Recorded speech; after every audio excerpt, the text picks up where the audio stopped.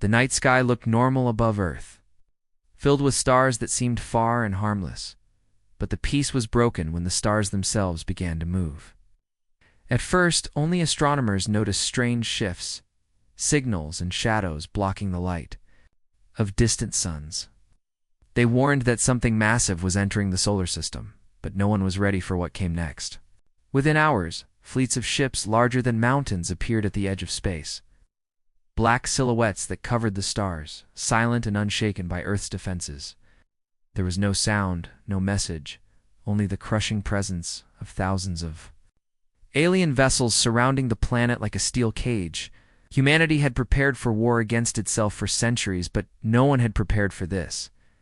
Cities froze, military scrambled, and governments sent desperate messages into the void, demanding to know why such an army had arrived.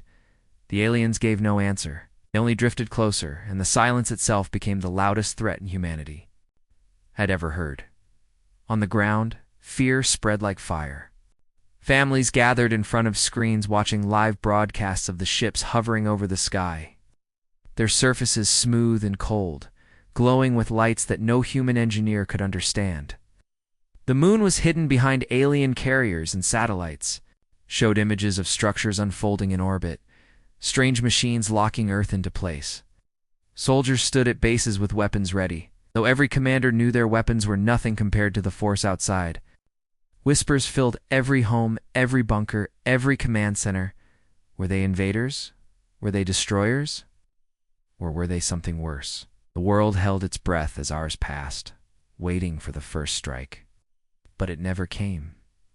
Instead, the ships remained still, silent, almost patient. Some thought it was mercy, others thought it was a game. In Washington, Moscow, Beijing, and every capital, leaders argued in secret rooms. Some demanded surrender before a single shot was fired.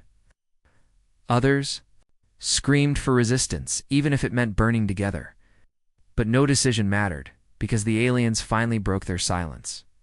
Across every frequency, every screen, every device, a single voice thundered through the minds of humans. It was not a voice of one being, but of many speaking as one. It said only 5 words: "You belong to us now." The world shook. People dropped to their knees, others screamed in rage. The voice was not a negotiation, not a warning, but a sentence. Earth was no longer free. Governments sent back messages demanding to speak, to reason, to understand, but the aliens did not explain. They only repeated their claim, calm and absolute. "You belong to us now?" Militaries tried to lock missiles onto the ships, but systems failed. Jets scrambled, but their engines died mid-air. Power grids flickered and fell under alien control. Humanity saw its strength vanish without a single shot fired. Invaders had already reached into Earth's veins and wrapped their hands around its heart. Yet even as panic spread, something strange grew in the minds of a few. In the silence between broadcasts, in the shadows of fear, there was a question no one could ignore. Why had the galaxy united against Earth? For centuries, humans had been divided, fighting their own wars, struggling for survival, barely able to reach the edges of their solar system. Why would such a force need to enslave a single small world? Why gather countless fleets to face a species that still stumbled on its own planet? The answer was hidden, but the weight of it pressed down on every human who dared to think beyond fear. In bunkers and bases, officers whispered to each other. On the streets, citizens looked to the skies not only with terror, but also with suspicion. Something was wrong. Something was being kept from them. The aliens could have destroyed Earth in seconds, yet they had not. They could have burned cities, yet they had chosen silence. And silence, humans knew, was never empty. It was the silence of a predator watching its prey, the silence of chains being prepared, the silence before a verdict no one understood. The night passed into day, but no sun shone fully on Earth. The sky was scarred with alien shadows there, ships orbiting with precision, their power unchallenged. Humanity waited, broken and afraid, yet a spark lingered. Somewhere in that endless silence, a voice rose in one soldier's heart, and he whispered to the frightened men around him, "They are not here to kill us. They are here because they fear us." His words spread in hushed tones, carried from base to base, from bunker to bunker. Fear still ruled the earth, but under that fear, something else was beginning to stir. For the first time in history, humanity stood united, not by choice, but by force, chained by the same enemy. Children in ruined cities looked to the sky and asked their parents if the aliens would take them away. The parents did not answer because they did not know. Scientists tried to measure the alien fleet and found it was not one empire but many. Ships from dozens of species, all gathered under a single banner. The galaxy itself had come together to put Earth in chains. And that truth made the silence even heavier. If so many enemies had united, then humanity must hold something they all feared. As the second night began, the message returned. This time it was sharper, colder, and final. Submit or be broken. The words echoed across the globe. As some governments collapsed under the weight of it, others vowed to fight until the end. But in living rooms, in shelters, in trenches, ordinary humans listened and clenched their fists. They did not know what future waited, but one thing was clear. The galaxy had not come to Earth for mercy. It had come for control. And when the sky itself becomes a cage, the prisoner must decide whether to kneel or to rise. The days after the first message felt like a slow drowning for humanity. Every nation waited for the second blow, the strike that would crush their defenses, yet none came. Instead, the aliens worked like silent builders, spreading their machines through orbit, wrapping Earth in a net of steel and light. Satellites were captured, communication towers bent to alien command, and skies were patrolled by drones that glided like predators above cities. Humanity was not being destroyed. Humanity was being chained. The broadcasts returned, but this time, the words carried something more than threat. Across every screen, a council of alien leaders appeared, their faces different, but their voices united. Some looked insect-like with chitinous shells that glimmered under strange light. Others resembled serpents with cold golden eyes. Some floated, translucent and formless, while others wore armor carved with symbols of ancient power. They were not one empire. They were many, yet they spoke with a single message. The galaxy had fought among itself for thousands of years, but on one matter they had finally agreed. Humanity was too dangerous to be left free. The humans who listened were stunned. Dangerous? To the galaxy? They were a single planet, still struggling with hunger, still bound to Earth's soil. What power could they hold that made such ancient empires unite? But the aliens gave no room for doubt. "We have destroyed each other for ages," the council said, their voices like thunder in unison. "But when your kind began to rise, we saw a shadow greater than our wars. You grow too fast. You fight too fiercely. You invent too boldly. You threaten the balance of all stars. And so we are united for your chains."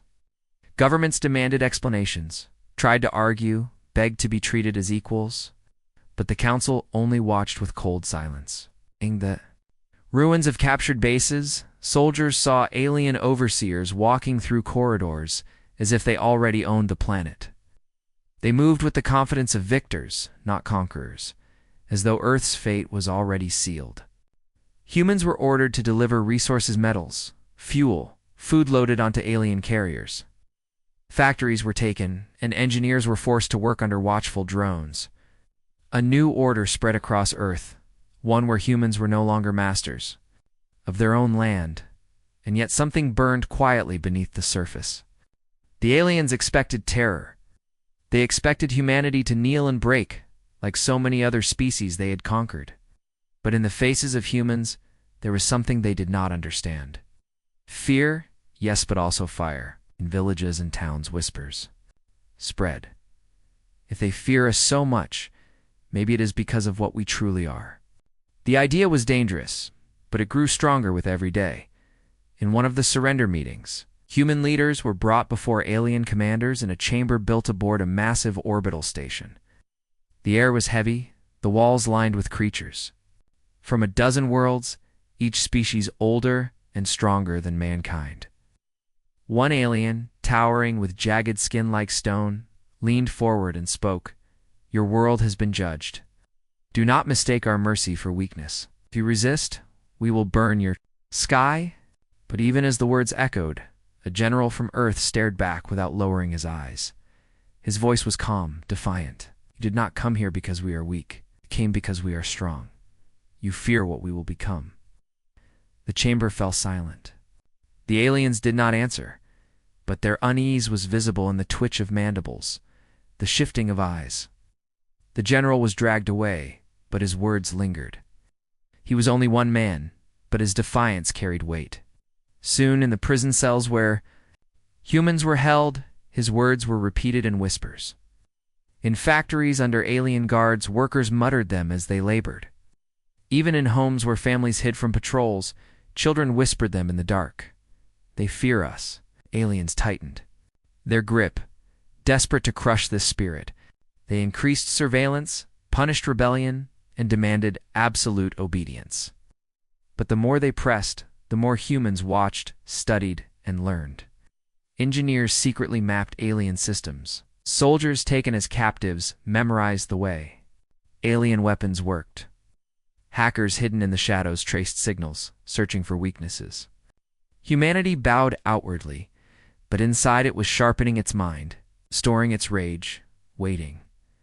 One night, an alien commander walked through the streets of a captured city. He saw humans staring at him from the shadows of ruined buildings. Their eyes did not look broken.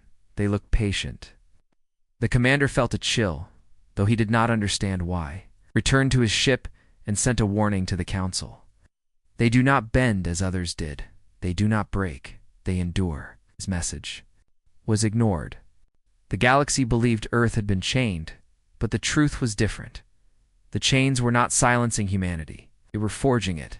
In hidden corners, in silence and secrecy, the first seeds of rebellion began to grow. Small groups of humans, still weak and outnumbered, whispered to one another in basements, caves, and abandoned tunnels. They swore that one day the galaxy would pay for its arrogance, swore that the stars would see what it meant to make humans slaves.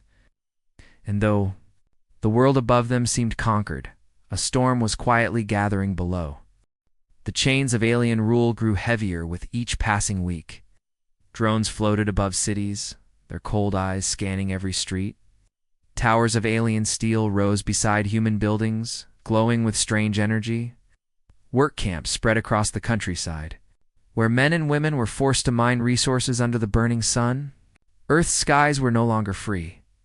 They belonged to the fleets above, and every human knew it. Yet in the silence of that captivity, something new began to grow. It was small at first, hidden like a spark under ashes. But sparks, if fed, can become a fire in the camps. Prisoners whispered to one another when the guards were gone. They shared scraps of news of soldiers who resisted, of engineers who sabotaged alien tools, of families who refused to bow. Each story was like a seed, planted in the hearts of listeners. A young soldier named Malik, thin from hunger, but unbroken in spirit, often spoke to those around him, told them they gathered to enslave us because they fear us. "That means we are not weak. That means we are not finished." His words spread from camp to camp, carried in whispers, repeated in secret, never written but never forgotten. Even in cities under alien control, resistance began to stir. A group of young students hacked into alien broadcasts, slipping hidden messages between official commands. They wrote simple words: "Do not give up. We are many. We are waiting."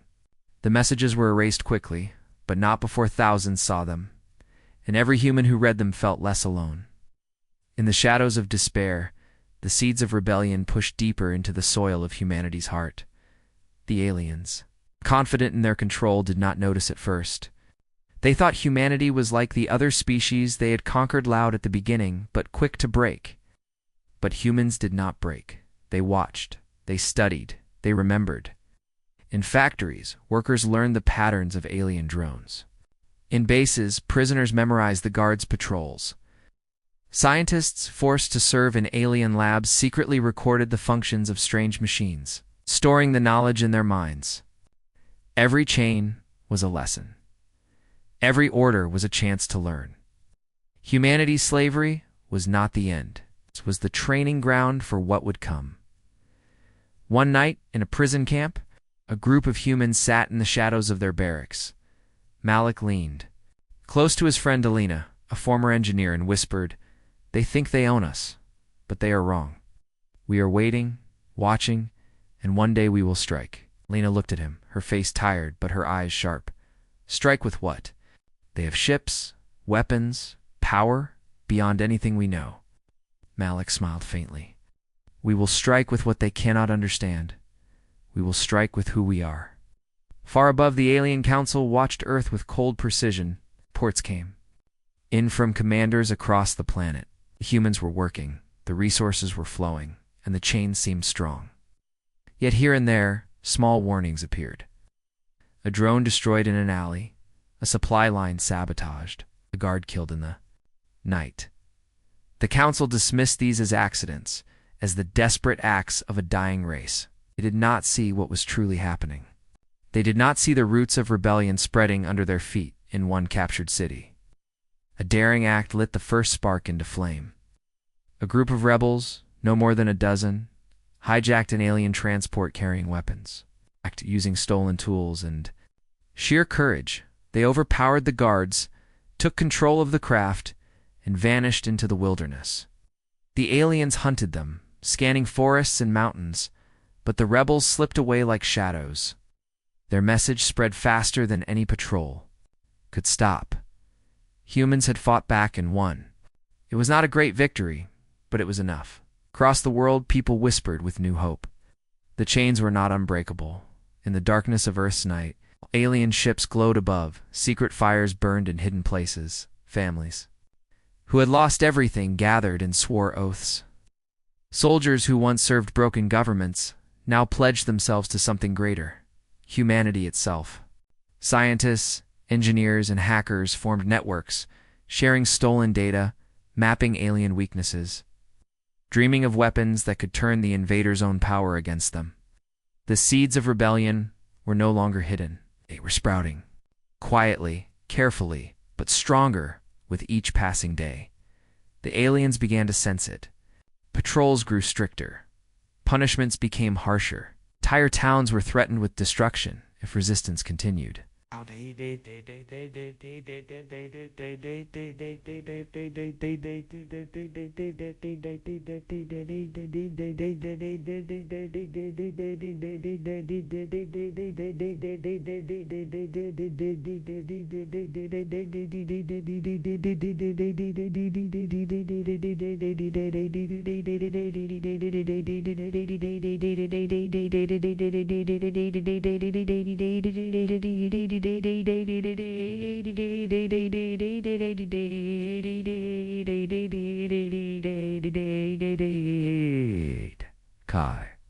For every life taken, 10 more swore vengeance.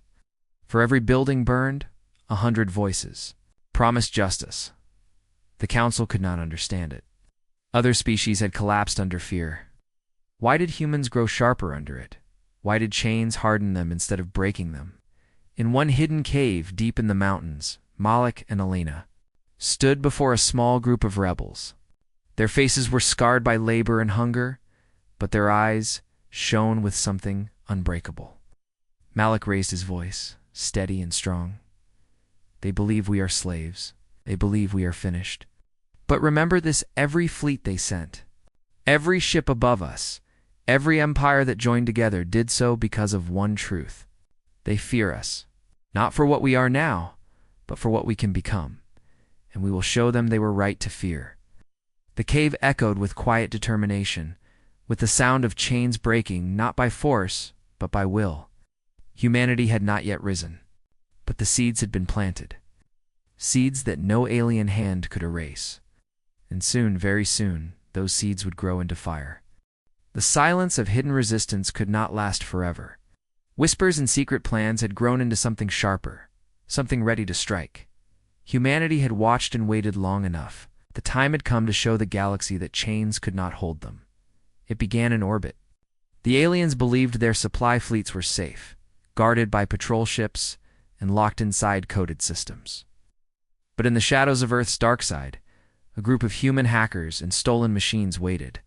They had taken fragments of alien code, studied it in secret, and built a weapon, not of steel, but of thought. The rebels launched their attack not with missiles, but with signals. Alien ships drifted for a moment, confused. Then one of the great carriers shut down completely, its lights fading like a dying star. Another transport spiraled, its engines collapsing under corrupted commands. Within minutes, a fleet meant to dominate Earth was burning in silence. News spread like fire. Across the planet, humans watched the night sky light up as alien wreckage fell into the atmosphere. For the first time since the invasion began, they saw their enemy bleed. In the camps, prisoners cheered quietly in their cells. In cities, workers lifted their heads, hope flickering in their tired eyes. The first strike had begun, and it carried a message clear as thunder. Humanity would not bow. The aliens reeled. Their commanders barked orders, fleets scrambled, drones swarmed the skies. The council demanded to know who had struck their ships, which species had betrayed them. But the answer was the one they had never expected. It was the humans themselves. The weakest race, the smallest planet, it struck a wound into the heart of a galactic armada. On Earth, rebellion rose in waves. In the forests, hidden fighters ambushed alien patrols, turning captured weapons against their masters. In the cities, underground networks sabotaged alien power stations, plunging districts into darkness. In the camps, workers refused to march, slowing production until guards beat them down, only for others to rise again. The galaxy had united to enslave humanity, but in doing so, it had united humanity itself. One captured soldier, standing in chains before his overseer, laughed as alien. Guards tried to silence him. "You think this is the end? This is the beginning? You have no idea what you've started?" His words were broadcast by hidden rebels, spreading across secret channels, reaching ears in every corner of Earth. Even in defeat, humans had found a way to fight with words as well as weapons. The Alien Council panicked. For the first time in centuries, their unity cracked. Some demanded total destruction of Earth, to burn the planet and erase the problem forever. Others hesitated, afraid that such destruction would only prove humanity's warning's truth that the galaxy was ruled not by justice but by fear. While they argued, the humans struck again. Another fleet fell to sabotage. Another city rebelled. Another chain snapped in a hidden mountain base. Malik and Alina watched as stolen alien screens displayed the chaos above. Malik's eyes burned with fire. "We are not just fighting for Earth," he said to the rebels gathered around him. "We are fighting for every world they have chained. If we can stand, others will rise. And if we fall, we will fall showing the galaxy what humanity truly is." Alina, steady and sharp, added, "They thought they could use their own unity against us, but they gave us something stronger. They gave us a reason to fight together." The rebels cheered, though quietly, for noise could betray them. But inside, each of them carried the same thought. Humanity had tasted victory, and it was enough to feed them for years. Yet the danger was greater than ever. The aliens had unleashed their fury. Entire fleets turned their focus back on Earth, swarming like a storm. Drones doubled their patrols. Punishments grew harsher. Executions were carried out in public squares. The council broadcast a single warning to the humans. "This rebellion will cost you everything. Surrender, and we may still spare your world." But no one believed the promise. The first strike had proven a truth too powerful to erase. Mercy was a lie. Freedom had to be taken. Above the planet, the sky was alive with fire as alien fleets hunted the rebels. Below, humans hid in caves, tunnels, and ruins, planning their next move. They knew the odds were hopeless. They knew the galaxy's armies were endless. But they also knew something the invaders had forgotten. Humans had always been outnumbered, always been under pressure, always been forced to fight harder than they should. And every time, they had survived. One night, as the rebels prepared for their next strike, Malik stood at the edge of a cliff, looking up at the sky filled with enemy lights. His voice was steady, not for himself, but for those listening behind him. "They call us dangerous," he said. "And they are right. We are dangerous, because no matter what they take from us, No matter how they chain us, we will never stop. They will break before we do. The words sank deep into every rebel heart. The first strike was not the end of their war. It was the opening note of a storm. And as the galaxy prepared to crush Earth once and for all, humanity prepared to rise. Higher than it ever had before, the galaxy had answered humanity's defiance with fury. From the edges of the stars came armadas. Fleets upon fleets drawn together not to fight each other, but to crush one small world. Above Earth, the sky burned with alien ships, thousands of them, their engines casting shadows across continents. To the Council, it was not war, it was punishment. They believed the rebellion would be ended in a single strike, but they did not understand what they had awakened. The first strike had lit a fire that could not be put out. Across Earth, humans no longer bowed their heads. Entire towns refused alien orders. Villages vanished into forests where fighters waited. With stolen weapons, and cities turned into battlegrounds where every street and building became a trap. Humanity had learned from its history, from centuries of its own wars. Guerrilla tactics, ambushes, sabotage strategies, written in blood, long before the stars ever noticed Earth. Now those old lessons were alive again, and they returned. Against the most powerful fleets the galaxy had ever gathered, the aliens fought with overwhelming power, their weapons tearing holes in mountains and leveling entire districts. But power alone was not enough. For every strike, humans found a way to strike back. Soldiers used underground tunnels to move unseen beneath enemy patrols. Hackers slipped through captured networks, feeding false orders to alien commanders. Farmers turned simple tools into deadly traps. Children carried messages faster than drones could track. Every human, from soldier to worker to prisoner, became a part of the war, and the invaders discovered a truth they had never known. Humanity did not need strength to fight. Humanity needed only will. Above the planet, captured alien ships began to fall into human hands. The rebels had learned how to hijack their systems, turning the invaders' weapons against them. A fleet that once guarded Earth's orbit now burned, with human flags painted across its hulls, sight spread across the stars, carried by intercepted transmissions. To other enslaved worlds, it was a signal, a promise. If humans could defy the Council, maybe they could too. The galaxy began to whisper, and those whispers were sharper than blades. Inside the alien council, cracks widened. Some leaders demanded the extermination of Earth, insisting it was the only way to end this rebellion before it spread further. Others warned that such destruction would only confirm what humans claimed, that the Council ruled by fear, not order. But while the Council argued, humans fought without pause. The rebellion was no longer hidden. It was everywhere. In the ruins of a fallen city, Malik and Alina stood with their fighters. The streets were filled with smoke, and broken alien machines smoldered in the rubble. Alina wiped dust from her face and said, "They're throwing everything at us." Malik, breathing heavy, looked to the sky where alien ships clashed with stolen human vessels. "Good," he said. "The more they give, the more we take. Every battle teaches us. Every loss sharpens us." His words spread through the fighters, turning their exhaustion into determination. They knew the war was far from won, but for the first time, they believed it could be. The Council struck harder, sending their deadliest fleets to crush the rebellion. Entire regions were blasted into fire. Millions died. Yet the more they pressed, the stronger humanity grew. Because every death carried a name, and every name was remembered. Revenge became a weapon, and grief became steel. Aliens had expected fear, but they had created something far more dangerous: unity. Whispers of something larger began to spread. Hidden leaders of the rebellion spoke of a plan greater than raids or sabotage. They were no longer fighting just to survive. They were preparing for a strike that could change the entire galaxy. The details were secret, but the rumor alone filled humans with new fire. For the first time, the question was no longer if they could resist. It was if they could win.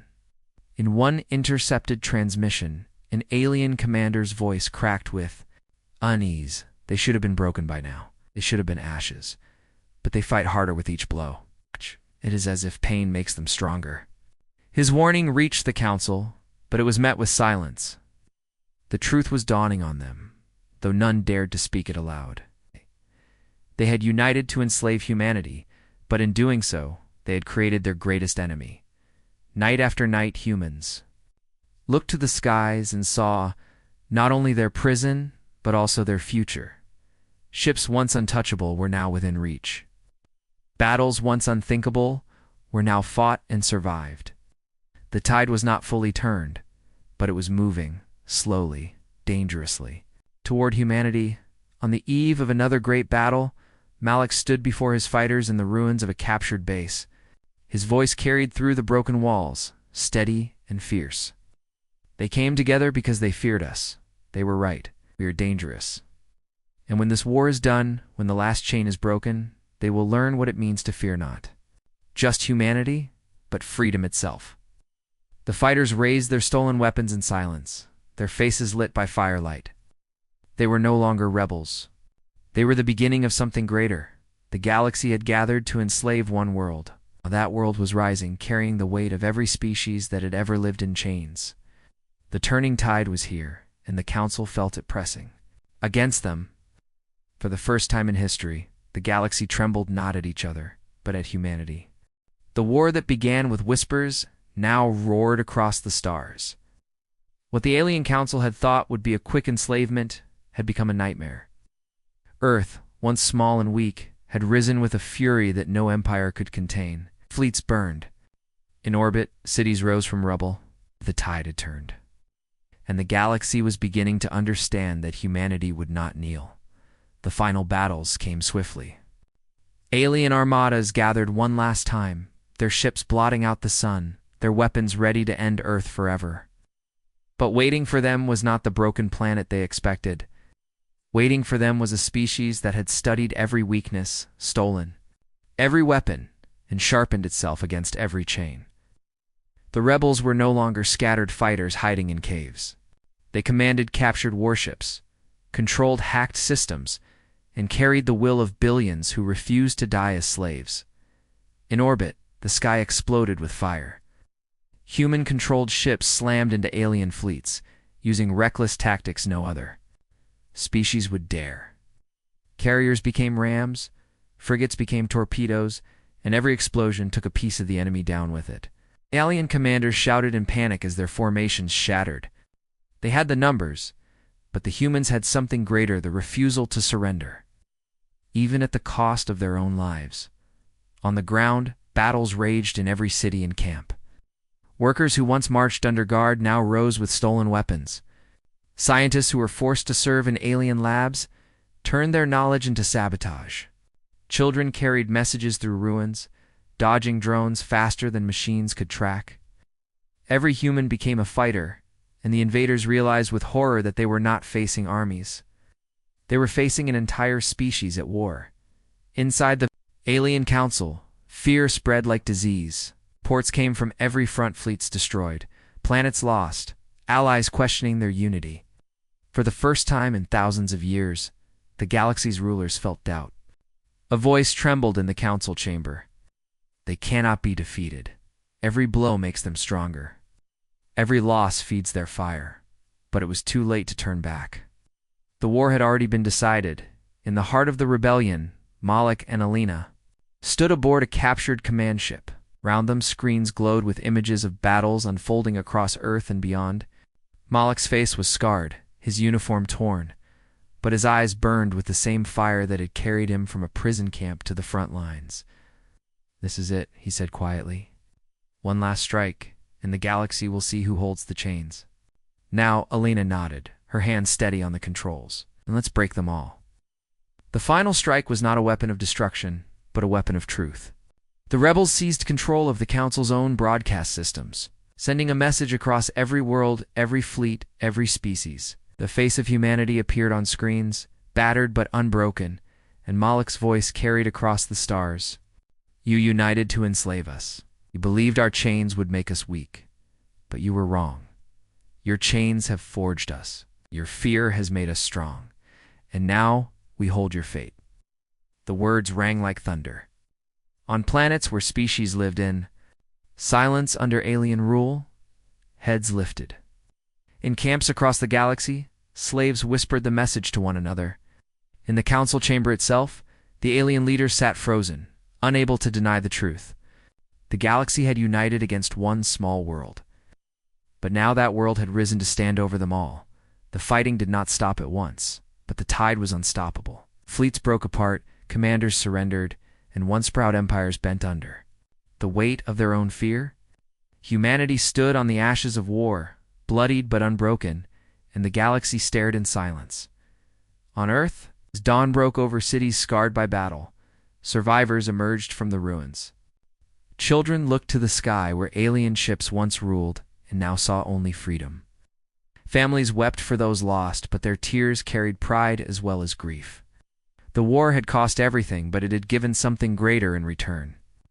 Humanity was no longer a small planet bound to its soil. Humanity was a force the stars could not ignore.